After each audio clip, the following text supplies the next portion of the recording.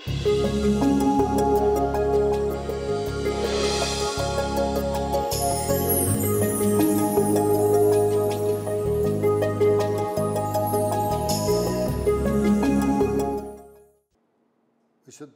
മർക്കോസ് എഴുതിയ സുവിശേഷം 16-ാം അധ്യായം 14 മുതൽ 18 വരെയുള്ള വാക്യങ്ങൾ. പിന്നീട് അവർ 11 പേർ ഭക്ഷണത്തിനിരിക്കുമ്പോൾ അവൻ അവർക്ക് പ്രത്യക്ഷപ്പെട്ടു. ഉയർപ്പിക്കപ്പെട്ടതിന് ശേഷം തന്നെ കണ്ടവരെ വിശ്വസിക്കാത്തത് നിമിത്തം അവരുടെ വിശ്വാസരാഹിത്യത്തെയും ഹൃദയ കാഠിന്യത്തെയും അവൻ കുറ്റപ്പെടുത്തി. അവൻ അവരോട് പറഞ്ഞു, നിങ്ങൾ ലോകമെങ്ങും പോയി എല്ലാ സൃഷ്ടികളോടും സുവിശേഷം പ്രസംഗിക്കുവിൻ. വിശ്വസിച്ച് ജ്ഞാനസ്നാനം സ്വീകരിക്കുന്നവൻ രക്ഷിക്കപ്പെടും, വിശ്വസിക്കാത്തവൻ ശിക്ഷിക്കപ്പെടും. വിശ്വസിക്കുന്നവരോടുകൂടി ഈ അടയാളങ്ങൾ ഉണ്ടായിരിക്കും. അവർ എൻ്റെ നാമത്തിൽ പിശാചുക്കളെ ബഹിഷ്കരിക്കുകയും പുതിയ ഭാഷകൾ സംസാരിക്കും. അവർ സർപ്പങ്ങളെ കയ്യിലെടുക്കും. മാരകമായ എന്ത് കുടിച്ചാലും അതവരെ ഉപദ്രവിക്കുകയില്ല. അവർ രോഗികളുടെ മേൽ കൈകൾ വയ്ക്കും. അവർ സുഖം പ്രാപിക്കുകയും ചെയ്യും. മിശിഹായിൽ പ്രിയ സഹോദരീ സഹോദരന്മാരെ, യേശുക്രിസ്തുവിൻ്റെ പുനരുത്ഥാനത്തിന് ശേഷം അവിടുന്ന് തൻ്റെ ശിഷ്യന്മാർക്ക് പ്രത്യക്ഷപ്പെടുന്നു. ശിഷ്യന്മാർക്ക് പ്രേക്ഷിത ദൗത്യം നൽകുകയാണ്.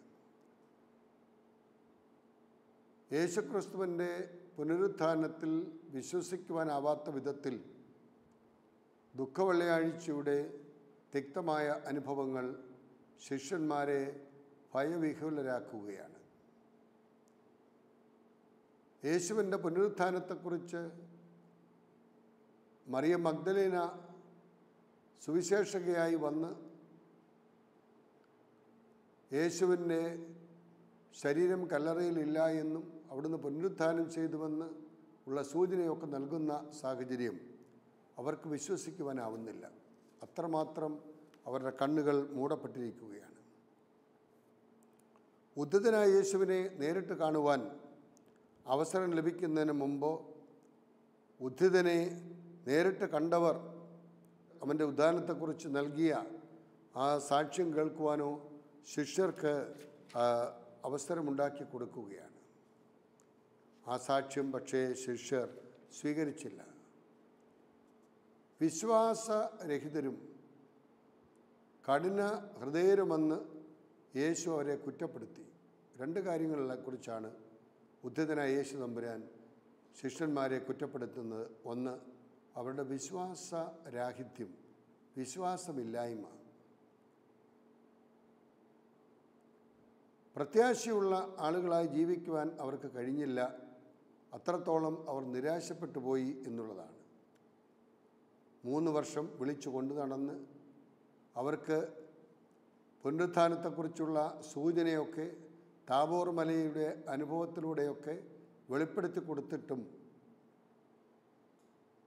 ഈ ദേവാലയം നിങ്ങൾ നശിപ്പിക്കുക, 3 ദിവസം കൊണ്ട് ഞാൻ പുനരുദ്ധരിക്കും എന്നൊക്കെയുള്ള സൂചന നൽകിയിട്ടും യേശുവിൻ്റെ പുനരുത്ഥാനത്തെക്കുറിച്ച് അവർ വിശ്വസിക്കുന്നില്ല. എന്നാൽ യേശുവിനെ ക്രൂശിച്ചവർ പീലാത്തോസിനോട് പറഞ്ഞു, അവൻ 3-ാം ദിവസം ഉയർത്തെഴുന്നേൽക്കുമെന്ന് പറഞ്ഞിട്ടുണ്ട്, അതുകൊണ്ട് അവൻ്റെ കല്ലറയ്ക്ക് കാവൽ കിടക്കണം. അപ്പോൾ ക്രൂശിച്ചവർക്ക് പോലും യേശു ഉയർത്തെഴുന്നേൽക്കുമെന്നുള്ള ഭയമുണ്ടായിരുന്നു. ആ ഒരു വിശ്വാസം പോലും ഇല്ലാത്തവരായി ശിഷ്യന്മാർ മാറി യഹൂദന്മാരെക്കുറിച്ചുള്ള ഭയം നിമിത്തം എന്ന് കാണുമ്പോൾ യേശു അവരെ കുറ്റപ്പെടുത്തുകയാണ്, അവരുടെ വിശ്വാസരാഹിത്യത്തെ. രണ്ടാമത്, അവരുടെ കഠിന ഹൃദയത്തെ. നമ്മുടെ ഹൃദയം കഠിനമാക്കരുത്. കല്ലുകൊണ്ടുള്ള ഹൃദയത്തെ എന്നിൽ നിന്നെടുത്ത് കനിവുള്ള മാംസളമായ ഒരു ഹൃദയത്തെ തരണമേ എന്നാണല്ലോ പ്രവാചകൻ പ്രാർത്ഥിച്ചത്. എങ്ങനെയാണ് നമ്മുടെ ഹൃദയം കഠിനമാകുന്നത്? ആവർത്തിച്ചാവർത്തിച്ച് നാം നിരാശപ്പെട്ടുകൊണ്ട് ജീവിക്കുന്ന സാഹചര്യത്തിൽ തെറ്റുകളൊക്കെ ശരിയാണെന്നുള്ള രീതിയിൽ തെറ്റ് ചെയ്തുകൊണ്ട് ജീവിക്കുന്ന സാഹചര്യത്തിൽ നമ്മുടെ ഹൃദയം കഠിനമാവുകയാണ്. ശിഷ്യന്മാരെ സംബന്ധിച്ചിടത്തോളം വിശ്വാസത്തിൻ്റെ കുറവ് അവരുടെ ഹൃദയത്തെ കഠിനമാക്കുവാൻ കാരണമാക്കി. യേശു ഈ രണ്ട് കാര്യങ്ങളിലും അവരെ കുറ്റപ്പെടുത്തി. എങ്കിലും അവരെ എഴുതി തള്ളുന്ന ഒരു ദൈവത്തെ അല്ല അവിടെ നാം കാണുന്നത്. അവരുടെ കുറവുകളെക്കുറിച്ചുള്ള ബോധ്യം നൽകി അവരെ വലിയ പ്രേക്ഷിത ദൗത്യമുള്ളവരാക്കുവാൻ യേശു തമ്പുരാൻ ഔദാര്യം കാണിക്കുകയാണ്. അവരുടെ വിശ്വാസത്തിൽ അവരെ ഉറപ്പിച്ചുകൊണ്ട് അവരുടെ ഹൃദയം ലളിതമാക്കിക്കൊണ്ട് നിർമ്മലമാക്കിക്കൊണ്ട് മനുഷ്യത്വമുള്ളതാക്കിക്കൊണ്ട് കൂടുതൽ ദൗത്യം അവരെ ഏൽപ്പിക്കുവാൻ യേശു ആഗ്രഹിക്കുകയാണ്. ശിഷ്യന്മാരുടെ പ്രേക്ഷിത ദൗത്യത്തിൻ്റെ സാർവത്രിക മാനത്തിനാണ് ഇവിടെ മർക്കോസ് ഊന്നൽ നൽകുന്നത്. യേശു പറഞ്ഞു, നിങ്ങൾ ലോകത്തിൻ്റെ എല്ലാ ഭാഗങ്ങളിലും പോയി എനിക്ക് സാക്ഷികളായിരിക്കുക. ജെറുസലേമിലും സമറിയായാലും യൂദയായാലും മാത്രമല്ല, ലോകത്തിൻ്റെ എല്ലാ ഭാഗങ്ങളിലും നിങ്ങൾ എനിക്ക് സാക്ഷികളായിരിക്കുക. അവിടെയെല്ലാം ഈ സുവിശേഷം എത്തണം. എന്താണ് സുവിശേഷം? ദൈവം എന്നെ സ്നേഹിക്കുന്നു, ദൈവം നിങ്ങളെ സ്നേഹിക്കുന്നു, ദൈവം നമ്മളെ സ്നേഹിക്കുന്നു, ദൈവം ആരെയും അവഗണിക്കുന്നില്ല, എല്ലാവരെയും പരിഗണിക്കണം എന്നുള്ള സുവിശേഷം. അത് മനുഷ്യരോട് മാത്രമല്ല, സകല സൃഷ്ടവസ്തുക്കളോടും ഈ സുവിശേഷം അറിയിക്കുക. ഈ പ്രപഞ്ചത്തിലെ സമസ്ത സൃഷ്ടവസ്തുക്കളും സൃഷ്ടാവിൻ്റെ നന്മ പകർന്നു കൊടുത്തതാണ്. സൃഷ്ടാവിൻ്റെ സാന്നിധ്യം ഈ പ്രപഞ്ചത്തിൽ നാം അനുഭവിക്കുകയാണ്. മണ്ണിനോടും മരങ്ങളോടും പറവകളോടും മൃഗങ്ങളോടും മനുഷ്യരോടും ഈ സുവിശേഷം അറിയിക്കണം. മണ്ണിൻ്റെ ജൈവാംശം നിലനിർത്തണം. മരങ്ങൾ വളർന്നു വരുന്ന സാഹചര്യത്തിൽ അത് അന്തരീക്ഷത്തിലെ അശുദ്ധവായു സ്വീകരിച്ചുകൊണ്ട് നമുക്ക് പ്രാണവായു പ്രദാനം ചെയ്യുന്ന ഒരു പ്രക്രിയ സൂര്യപ്രകാശത്തിലൂടെ നടക്കുമ്പോൾ നീതിസൂര്യനായ ദൈവത്തിൻ്റെ പരിപാലന ഈ മരങ്ങളിലൂടെ കണ്ടെത്തുവാൻ നമുക്ക് കഴിയണം. പറവകൾ, മൃഗങ്ങൾ, വന്യമൃഗങ്ങളും വളർത്തുമൃഗങ്ങളും ഒന്നിച്ച് ജീവിച്ച, സ്വൈര്യതയോടെ ജീവിച്ച ഒരു പശ്ചാത്തലത്തെക്കുറിച്ചും നാം കാണുന്നുണ്ടല്ലോ പഴയ നിയമത്തിൽ. ഇന്നും അങ്ങനെയുള്ള ഒരു സ്വൈര്യത, ആർക്കും ശത്രുവല്ല, എല്ലാവരും നമ്മുടെ സഹോദരങ്ങളാണ്, ഒരു കുടുംബത്തിലെ അംഗങ്ങളാണെന്നുള്ള ആ ബോധ്യം ഗ്രീക്കുകാരനോ റോമാക്കാരനോ മറ്റ് സംസ്കാരത്തിലുള്ളവനോ വലിയവനോ ചെറിയവനോ എന്നുള്ള വ്യത്യാസം കൂടാതെ, ജാതിക്കോ മതത്തിനോ വർഗത്തിനോ വർണ്ണത്തിനോ വ്യത്യാസം മാറ്റി നിർത്താതെ ഇതിനെല്ലാം അതീതമായി ഈ സുവിശേഷം പ്രഘോഷിക്കുവാൻ നമുക്ക് കഴിയണം. അപ്പോൾ സകല സൃഷ്ടവസ്തുക്കളോടും ഈ പ്രപഞ്ചത്തോടും പ്രപഞ്ചത്തിൻ്റെ കിരീടമായ മനുഷ്യനോടും അതിരുകളില്ലാത്ത അതിർത്തികളില്ലാത്ത ദൈവത്തിൻ്റെ സ്നേഹം പകർന്നു കൊടുക്കണം. അതാണ് നമ്മോട് ഉദ്ധിതനായ യേശു തമ്പുരാൻ ആവശ്യപ്പെടുന്നത്. വിശ്വസിച്ച് സ്നാനം സ്വീകരിക്കുന്നവൻ വിശ്വാസത്തിൻ്റെ ഒരനുഭവത്തിലേക്ക് കടന്നു വരികയാണ്. അവൻ വിശ്വസിച്ചു, ആ വിശ്വാസത്തിൻ്റെ ഒരു പ്രകടനമാണ് സ്നാനം സ്വീകരിക്കുക. ജ്ഞാനസ്നാനം എന്നാണല്ലോ അതിനെ വിളിക്കുന്നത്. സ്വയം അറിവ്, മറ്റുള്ളവരെ അറിയുക, ദൈവത്തെ അറിയുക. ഇത് പരിശുദ്ധാത്മ നിറവിലൂടെ ലഭിക്കുമ്പോഴാണ് അത് ജ്ഞാനമായി മാറുന്നത്. സ്നാനം പാപക്കറകളെയെല്ലാം കഴുകിക്കളഞ്ഞ് ജന്മപാപത്തിൽ നിന്നും കർമ്മപാപത്തിൽ നിന്നും മോചനം ലഭിച്ചുകൊണ്ട് ദൈവത്തിൻ്റെ മകനായി ദൈവത്തിൻ്റെ മകളായി തീരുന്ന ഒരനുഭവം. ആ ഒരനുഭവത്തിലേക്ക് അവരെ കൊണ്ടുവരിക, അവർക്ക് ജ്ഞാനസ്നാനം നൽകുക. വിശ്വാസവും ജ്ഞാനസ്നാനവും തമ്മിലുള്ള ബന്ധം അവിടുന്ന് സൂചിപ്പിക്കുകയാണ്. വിശ്വസിക്കുന്നവൻ്റെ അനുസരണത്തിൻ്റെ അടയാളമാണ് അവൻ ജ്ഞാനസ്നാനം സ്വീകരിക്കുമ്പോൾ അവൻ്റെ വിശ്വാസം അവൻ പ്രകടിപ്പിക്കുകയാണ്. ആ വിശ്വാസ പ്രകടനം വാസ്തവത്തിൽ അവനെ സംബന്ധിച്ചിടത്തോളം അവൻ്റെ ജീവിതത്തിന് ഏറെ ഒരടയാളമായിട്ടാണ് അവൻ സൂക്ഷിക്കേണ്ടത്. വിശ്വസിക്കുന്നവൻ അതിസ്വാഭാവികമായ കർമ്മങ്ങൾ നിർവഹിക്കുന്നതിന് പ്രാപ്തനാവുകയാണ്. വിശുദ്ധ ഗ്രന്ഥത്തിൽ അടയാളങ്ങൾ പ്രഘോഷണത്തിൻ്റെ ആധികാരികതയെ സൂചിപ്പിക്കുകയാണ്. അപ്പോസ്തലന്മാർ കർത്താവിൻ്റെ നാമത്തിൽ എന്തെല്ലാം ചെയ്യും? പിശാചുക്കളെ പുറത്താക്കും, രോഗികളെ സുഖപ്പെടുത്തും. അപ്പോസ്തല ശുശ്രൂഷ തുടർന്നുകൊണ്ടേയിരിക്കും. അപ്പോസ്തലന്മാരുടെ ഭാഷാവരത്തെക്കുറിച്ചും പരാമർശം ഇവിടെയുണ്ട്. ബാബേൽ ഗോപുരം പണിഞ്ഞ അവസരത്തിൽ തങ്ങളിൽ തന്നെ ആശ്രയിച്ചുകൊണ്ട് തങ്ങൾക്കെല്ലാം ആകുമെന്നുള്ള നിലയിൽ അഹങ്കാര അതീശ മനോഭാവത്തിൽ പോയപ്പോൾ ഓരോരുത്തരുടെയും ഭാഷകൾ തമ്മിൽ പരസ്പരം മനസ്സിലാക്കാനാവാത്ത വിധത്തിൽ വലിയ പ്രശ്നമുണ്ടായി എന്നുള്ളത്, ആ ഗോപുരം പണിതുയർത്തുവാൻ കഴിയാത്ത ഒരവസ്ഥയിലേക്ക് മാറി എന്നുള്ളത് നമുക്കറിയാം. എന്നാൽ പെന്തിക്കോസ്തി അനുഭവത്തിലൂടെ പരിശുദ്ധാത്മ നൽവരം പ്രാപിച്ചുകൊണ്ട് ശിഷ്യപ്രധാനിയായ പത്രോസ്, യഹൂദന്മാരെ നിങ്ങൾ കുരിശിൽ തറച്ച നസറായനായ യേശുവിനെക്കുറിച്ചാണ് ഞാൻ സംസാരിക്കുന്നത്. അവൻ സാക്ഷാൽ ദൈവപുത്രനായിരുന്നു. നിങ്ങളവനെ കുരിശിൽ തറച്ചു, അവൻ ഉയർത്തെഴുന്നേറ്റു, ഞാനതിന് സാക്ഷിയാണ് എന്ന് പത്രോസ് പ്രഘോഷിച്ചപ്പോൾ അവിടെ കൂടിയിരുന്ന നാനാ ഭാഷക്കാരായ ആളുകൾക്ക്, നാനാ സംസ്കാരത്തിലുള്ള ആളുകൾക്ക് അവരുടെ ഭാഷയിൽ അത് മനസ്സിലാക്കുവാൻ കഴിഞ്ഞു എന്നുള്ളത് അതിൻ്റെ ഭാഷാപരമാണ് എടുത്തു പറയുന്നത്. പ്രേക്ഷിതരുടെ പ്രതിയോഗികൾ ശിഷ്യരോട് എങ്ങനെയൊക്കെ പെരുമാറും, അവരെ ക്രൂരമായി പീഡിപ്പിക്കും, മൃഗങ്ങളുടെ ഇടയിലേക്ക് വലിച്ചെറിയും. സിംഹക്കുഴിയിലേക്ക് ദാനിയേൽ വലിച്ചെറിയപ്പെട്ടതുപോലെ അന്ത്യോക്യയിലെ വിശുദ്ധ ഇഗ്നേഷ്യസ് യേശുക്രിസ്തുവിലുള്ള വിശ്വാസത്തിൽ അടിയുറച്ചു നിന്നപ്പോൾ അദ്ദേഹത്തെ സിംഹത്തിൻ്റെ വായിലേക്ക് വലിച്ചെറിഞ്ഞതുപോലെ നിങ്ങളെ അവർ ഉപദ്രവിക്കും.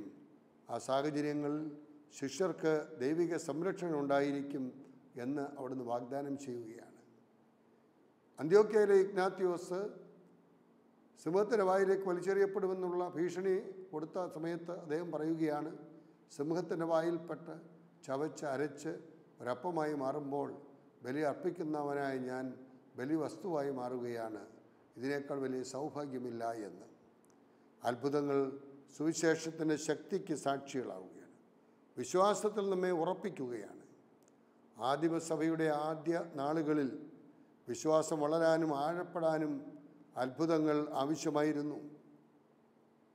അത്ഭുതങ്ങൾ പ്രവർത്തിക്കുവാനുള്ള കഴിവ് ചിലപ്പോഴൊക്കെ ആന്തരിക വിശുദ്ധിയുടെ അടയാളമെങ്കിലും ആന്തരിക വിശുദ്ധി എപ്പോഴും അത്ഭുത പ്രവർത്തനങ്ങൾ നൽകണമെന്നില്ല. മഹാനായ വിശുദ്ധ ഗ്രിഗറി പറയുന്ന അതാണ്. എപ്പോഴും അങ്ങനെ അത്ഭുതങ്ങളിലൂടെ അടയാളങ്ങൾ നൽകുന്നവനല്ല ദൈവം.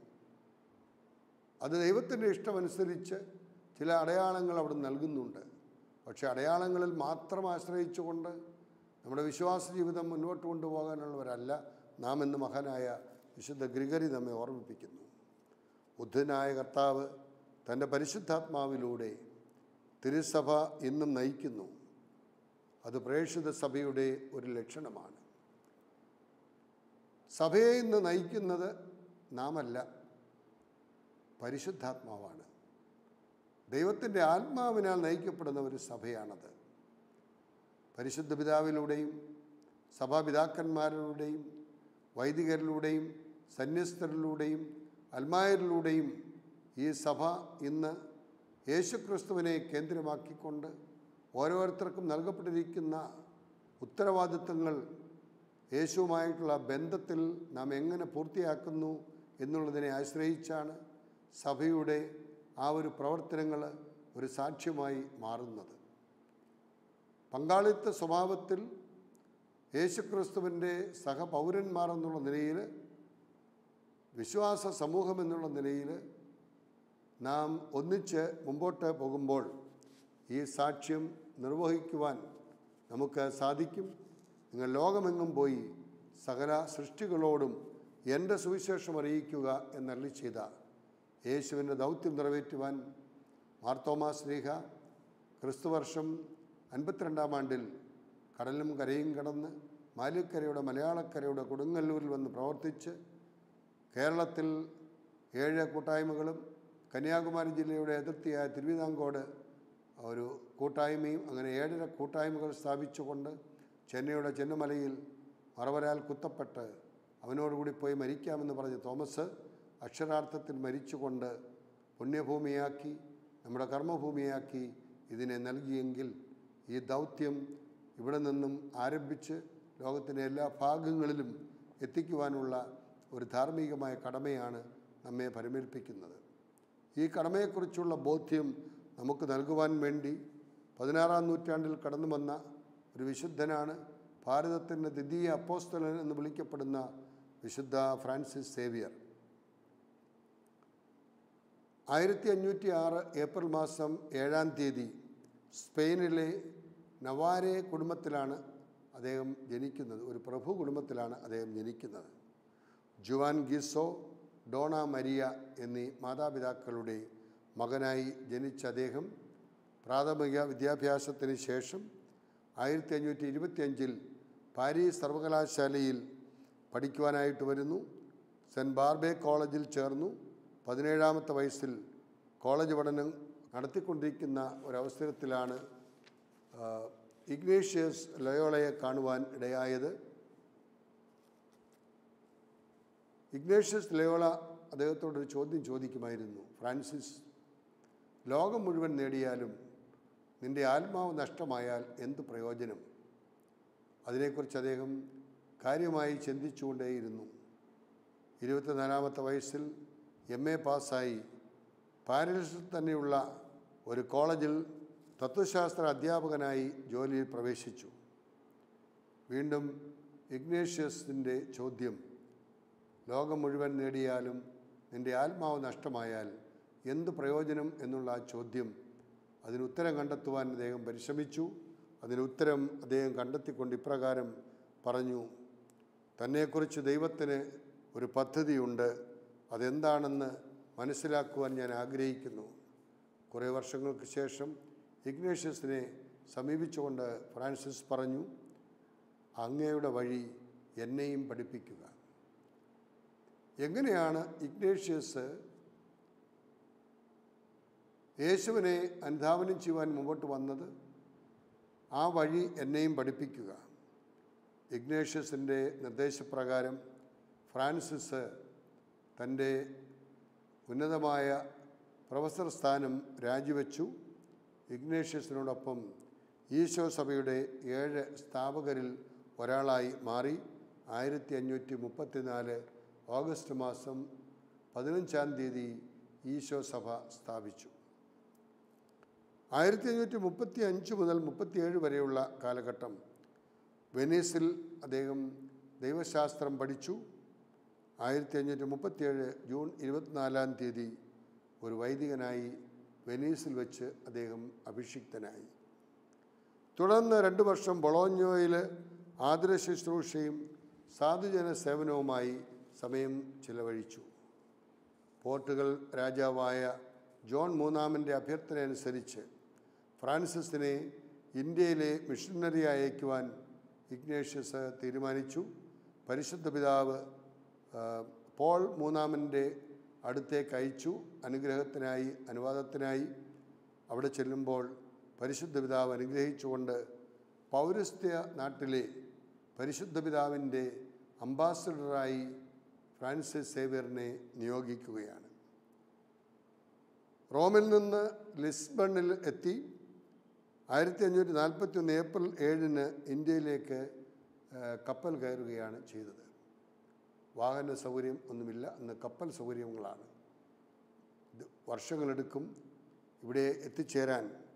1542 മെയ് മാസം 6-ാം തീയതി ഫ്രാൻസിസ് ഗോവയിൽ എത്തിച്ചേർന്നു. തൻ്റെ പ്രവേശിത പ്രവർത്തനങ്ങൾ ദൈവസ്നേഹത്താൽ, വിശ്വാസത്താൽ, തീഷ്ണതയാൽ അദ്ദേഹം പ്രവർത്തനം ആരംഭിച്ചു. ഫ്രാൻസിസ് ഗോവൻ തീരങ്ങളിൽ നിവാസികളുടെ ജീവിതശൈലിയിൽ ഗുണകരമായ മാറ്റങ്ങൾ ഉണ്ടാക്കുവാൻ പരിശ്രമിച്ചു. അതിൽ അദ്ദേഹം വിജയിക്കുകയും ചെയ്തു. തൻ്റെ പ്രവർത്തന കേന്ദ്രം ഗോവയിൽ നിന്ന് അദ്ദേഹം കന്യാകുമാരിയിലേക്ക് മാറ്റുകയാണ്. മുസ്ലിം ആക്രമണത്തിൽ പോർച്ചുഗീസുകാർ രക്ഷിച്ചവരാണ് കന്യാകുമാരിയിലെ ക്രിസ്ത്യാനികൾ. മുസ്ലിങ്ങളുടെ ആക്രമണം നടന്ന അവസരത്തിൽ ക്രിസ്ത്യാനികളായ ആളുകളെ സംരക്ഷിക്കുവാൻ പോർച്ചുഗീസുകാർ നടത്തിയ ആ പരിശ്രമം ഒരു വിശ്വാസ സമൂഹം അവിടെ രൂപപ്പെടുത്തുവാനിടയായി.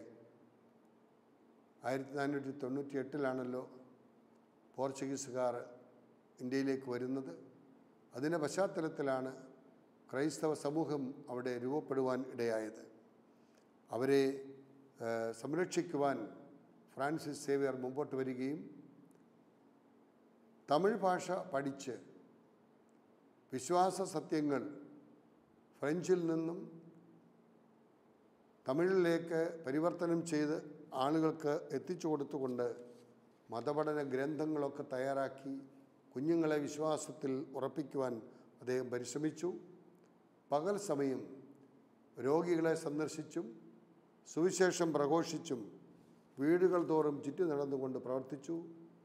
രാത്രി സമയങ്ങൾ ആളുകളെ ഒരുമിച്ച് കൂട്ടി ദൈവവചനം വ്യാഖ്യാനിച്ചു കൊടുത്തു. പകൽ ജോലിക്ക് പോകുന്ന ആളുകൾ വൈകിട്ട് ജോലി കഴിഞ്ഞ് വരുമ്പോൾ അവരെയൊക്കെ വിളിച്ചുകൂട്ടി കടൽ തീരത്തൊക്കെ ആയിരുന്നു കൊണ്ട് സുവിശേഷം അവരോട് പ്രഘോഷിച്ചു. കന്യാകുമാരി മുതൽ ആലപ്പുഴ ജില്ലയിലെ മാന്നാർ വരെയുള്ള ഗ്രാമങ്ങളിലെല്ലാം ചുറ്റി സഞ്ചരിച്ച് തുടർന്ന് തൻ്റെ പ്രവർത്തന മേഖല അദ്ദേഹം തിരുവിതാംകൂറിലേക്ക് വ്യാപിപ്പിക്കുകയാണ്.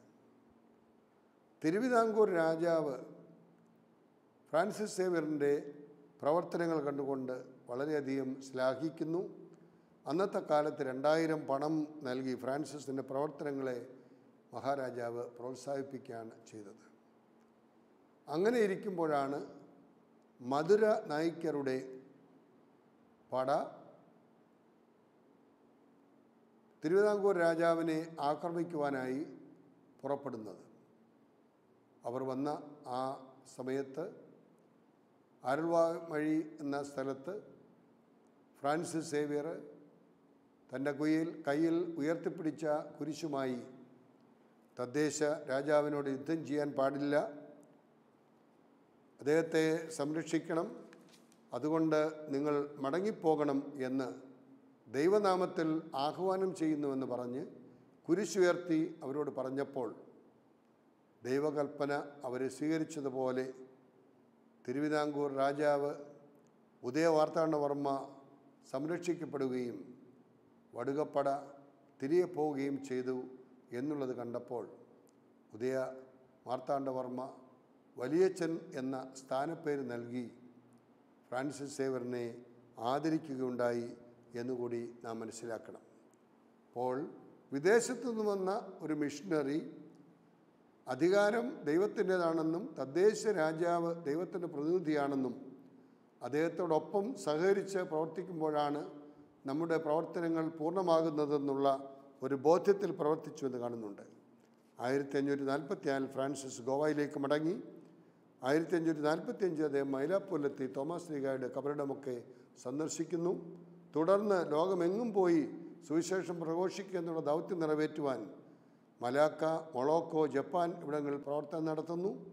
ചൈനയിൽ പ്രവർത്തിക്കാൻ പോകുന്ന അവസരത്തിലാണ് അദ്ദേഹം ഹോങ്കോങ്ങിനടുത്തുള്ള സാഞ്ചി ദ്വീപിൽ എത്തിയതും അവിടെ വെച്ച് കഠിന ജ്വരം ബാധിച്ച് 1552 ഡിസംബർ മാസം 3-ാം തീയതി ഫ്രാൻസിസ് ദിവംഗതനാകുന്നതും. ഫ്രാൻസിസിൻ്റെ മൃതദേഹം അവിടെ സാഞ്ചിയിൽ ഒരു ദ്വീപിൽ ഒരു മലഞ്ചെരുവിൽ അത് അടക്കം ചെയ്തു. കുറേ നാളുകൾക്ക് ശേഷം മലാക്ക ദൈവമാതാവിൻ്റെ പള്ളിയിലേക്ക് അത് മാറ്റി 1553 ഡിസംബറിൽ അത് ഗോവയിൽ കൊണ്ടുവന്ന് ബോം ജീസസ് കത്തീഡ്രലിൽ അടക്കി.